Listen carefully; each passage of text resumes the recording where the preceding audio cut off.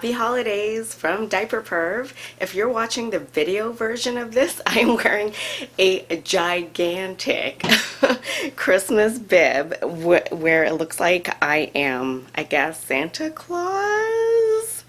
Anyways, one lucky ABDL friend will be getting this in ABDL Christmas party coming up soon. Okay, so today we're going to be talking about ABDL community service, and I know that might look a little bit different in our corner of the world than you would think what community service looks like. So let's talk about how it looks like in our world and how you can get involved. So I'm going to use myself as an example first. I've always been really proud of being able to, I guess, service the ABDL community for as long as I have. And yes, that I personally include my time as a pro diaper fantasy facilitator as well. Other things that I've done for the ABDL community is I used to organize the local munches here in Las Vegas. And whew, those were a lot of work. If you want to learn how to organize your own munch, I'm going to include that right up here. I think that really brings people together. It really benefits the city as a whole and gives them a place to meet other like-minded folks. I did that for a while right before COVID, and then again for another year, I think from like 2021 and 2022, and then I did stop. They were a lot of work. I felt like I already proved what I wanted to prove, and other people can take over. There are still plenty of monthly Littles events going on in the city, like Little Scouts and other adjacent events. Another thing I did was teaching events at ABDL and non-ABDL events. I have taught classes at CampCon and West Coast Jungle Gym, and I did teach a diaper fetish class at a local kink social group. The people who attended were people from the general kink community who wanted to learn something about diapers. I can see myself in the in the monitor, and I can't take myself seriously with this huge ass bib, so I'm going to have to take it off. Another thing I did was at CampCon, I did this little thing daily called Diaper Change Happy Hour, where within a 2-hour period I would offer changes to anyone for a very nominal fee. And I did get to change a ton of people who have never had their diaper changed before. And these aren't just like young people, these are people of all ages who have been into this since the dawn of time, and they never have had a diaper change.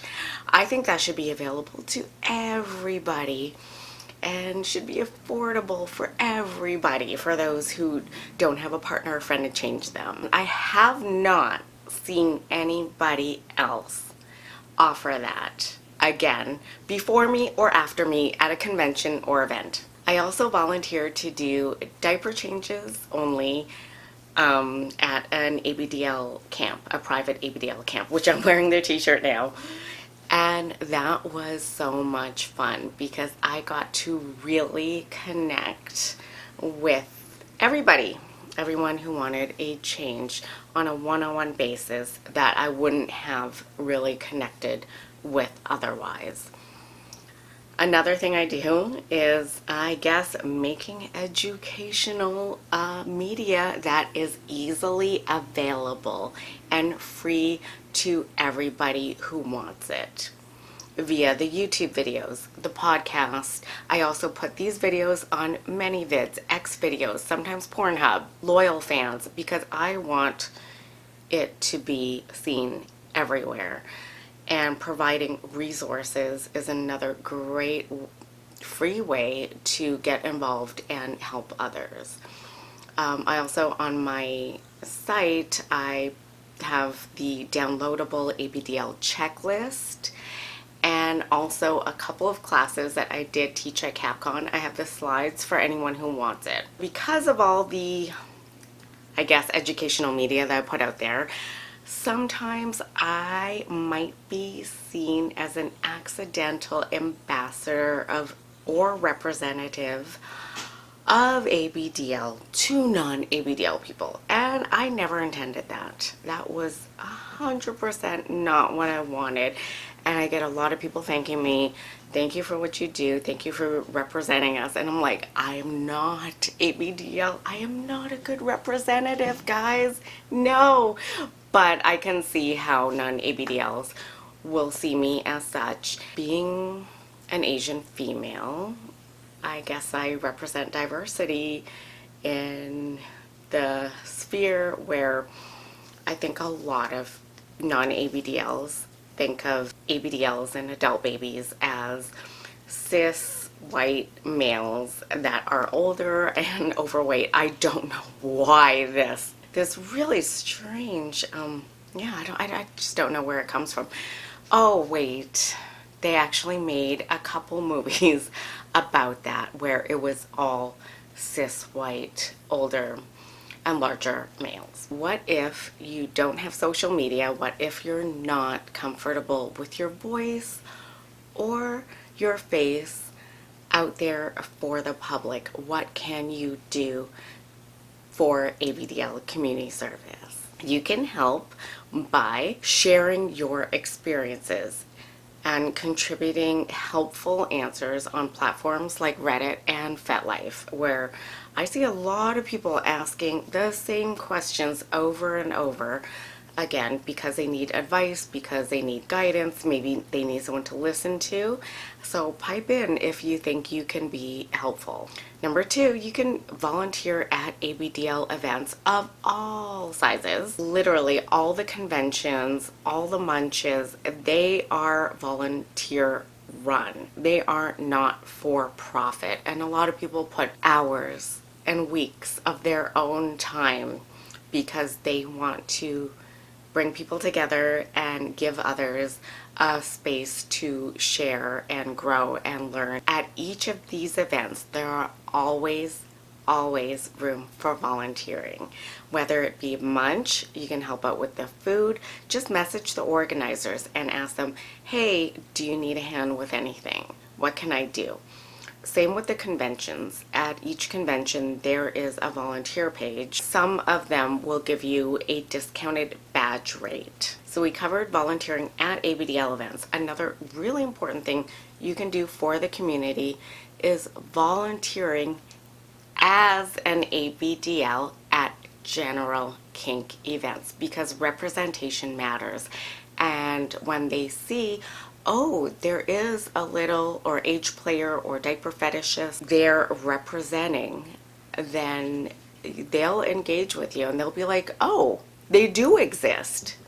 And hopefully get to know you and see that we're not that weird. We're not that far off from the kink spectrum, you know, where they like to put us kind of over in the corner a lot of times. It's getting a lot better.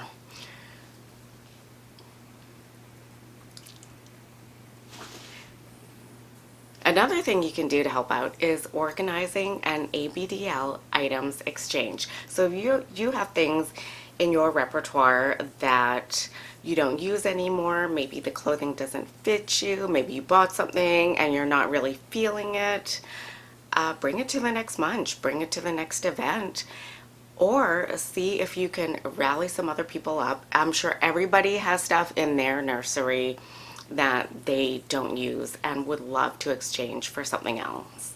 Pay it forward. Gifting items that you no longer need to someone else. Even gifting a diaper to someone who doesn't have one or can't afford one or is only wearing drugstore pull-ups, that might mean the world to them, and hopefully someday they'll pay it forward too. This one's a little bit more personal, but if you do find someone that you're friendly with or you connect with, offer to change them. There are just not enough diaper tops in this realm. And if you could be one and pay forward and just do the deed, then maybe you'll get a diaper change in return, and maybe they'll realize, hey, I really like this. I like changing. I'm going to do it more often. Getting other people together, whether big or small. It doesn't even have to be a munch. It doesn't have to be a party. It could just be like, hey, I'm getting along with you guys. Do you want to go out? Do you want to catch a movie? Do you want to go for a drink? Anything that gets people together and have them form, I guess, a sense of community is always a plus. At an event, be the person that's like the orientation person. If you see someone come in and you've never seen them before, it's their first time, go up to them and be like, hey, is it your first time at this event? Let me show you where things are. Let me show you where you could put your stuff. Let me show you where the food is. Just be that person to reach out first, and again, pay forward. Community services can also encompass providing a needed paid service that benefits other people. For example, if you're a seamstress and you love designing, that could be a super fun possibility. Artists, you're out there, and I know you're providing custom commissions for people, and I know there's a ton of writers out there doing awesome stories and also providing custom commissions. I also include content creators because they fill a very specific need, and those needs also help you fill your diapers. Yes, we need content. I subscribe to male ABDL content. I personally consider professional diaper fantasy facilitators part of community service because it allows folks to experience anywhere from having a caregiver to getting their diapers checked and changed to living out their dream immersive ABDL fantasies. So I would like to thank all the professional diaper fantasy facilitators out there who provide this service. Thank you, thank you, thank you. I was one of them, and it was one of the most fulfilling times in my life. It just felt so good, and get the feedback that totally warmed my heart. Yes, there is a huge need for that. Yes, people are willing to compensate for that service. And the really good diaper fantasy facilitators out there are killing it. So if that's something you're thinking about doing, and getting into providing for the community, I do have a couple of videos that I made about that, about like things you should know before you become one, and kind of a step-by-step guide on how to do it. I'm gonna link those up here now and below, and I hope that I've inspired some of you to go out there and get involved and pay it forward with your time and your energy. Yeah, again, I can't think of anything more fulfilling than everything I've done for, I guess, the community. Anyways, happy holidays, everybody. Bye.